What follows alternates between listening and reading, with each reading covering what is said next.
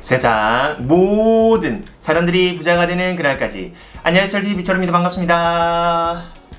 자, 오늘은 이 연금보험과 연금저축의 차이점에 대해서 말씀을 드릴 텐데요.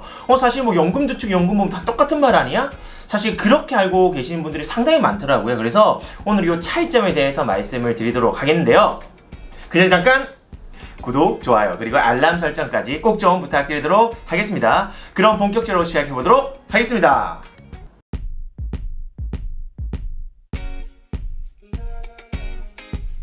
자, 사실 우리가 누구나가 알고 있는데 사실 좀 실천이 좀 어려운 부분들이 좀 있어요. 그게 바로 우리가 다이어트, 저도 살 빼야 되는데 다이어트는 내일부터 시작이잖아요, 그죠? 굉장히 힘들고 금주를 한다든지 금연을 한다든지 사실 이런 부분들은 사실 굉장히 좀 힘듭니다.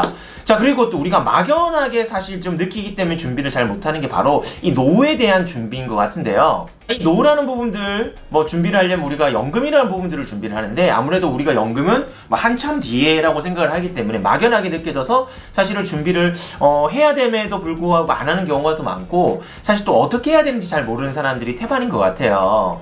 자, 우리가 공무원이나 선생님들을 사실 좀 부러워하는 이유가 안정적인 직장도 있지만 사실 은퇴 후에 좀 연금에 대한 금액이 상당히 많이 나와서 그렇게 해서 조금 부러워하는 부분들이 많잖아요.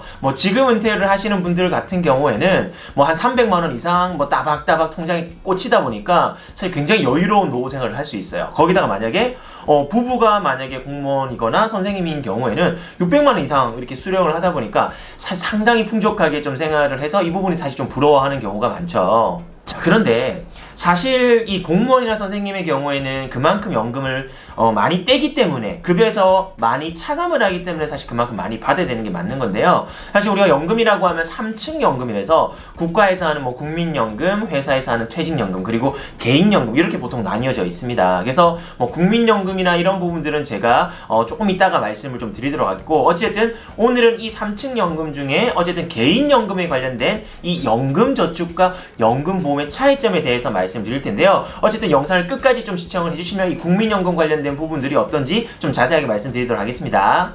자, 연금저축과 연금보험의 차이점이 뭔지 말씀을 드릴 텐데요. 하나씩 차근히 말씀드리도록 하겠습니다. 자, 연금저축은 은행, 증권사, 보험사에서 가입이 가능합니다.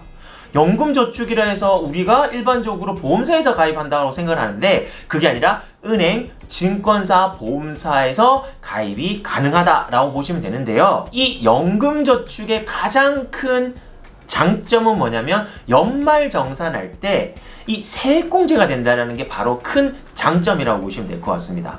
그러면 연금저축은 연말정산 때 혜택이 있으니까 나중에 연금으로 수령했을 때 세금을 낼까요, 안 낼까요? 당연히 낸다라고 보시면 됩니다. 즉, 연금저축은 연말정산 혜택이 있지만 나중에 연금을 받을 때 세금을 낸다라고 보시면 될 것 같고요. 대신에 이 연금저축은 아까 은행, 증권사, 보험사에서 가입이 가능하다고 했죠. 그래서 은행에서 가입하는 연금저축의 이름은 연금신탁, 연금저축신탁이라고 불리고요. 증권사에서 가입하는 거는 연금펀드라고 불립니다. 그리고 보험사에서 불리는 게 연금저축보험이라고 불리는 거죠. 이 세 가지 모두 다 연말정산 혜택이 있다라고 보시면 될 것 같습니다.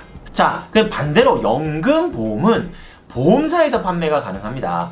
물론 증권사에서, 은행에서도 이 연금보험을 판매하는데 어쨌든 연금보험은 보험사 상품이다 라고 보시면 될 것 같은데요. 연금보험은 연금보험과 변액연금보험, 이 두 가지로 나뉘게 되는데요. 일반적인 연금보험은 현재 금리로 굴러간다라고 보시면 될 것 같고요. 변액연금은 펀드로 투자가 되는 투자상품이다라고 보시면 될 것 같습니다.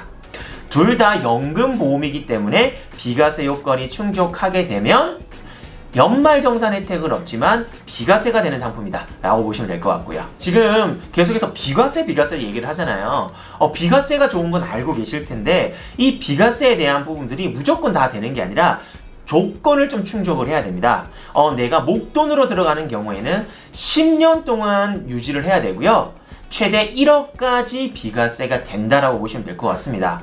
자, 매월 내가 적금처럼 적립하는 월 적립 상품의 경우에는 연 1,800만 원, 즉 매월 150만 원까지가 비과세가 되는데요. 납입 기간이 5년 동안은 최소한 납입을 해야 되고 최소한 5년을 거쳐서 총 10년을 유지를 해야 비과세가 된다라고 보시면 될 것 같습니다. 자, 결국에는 연금저축과 연금보험은 기본적으로 연말정산 혜택이 되느냐 아니면 비과세가 되느냐 요거 가지고 좀 차별을 하시면 될 것 같은데 연금저축은 뭐다?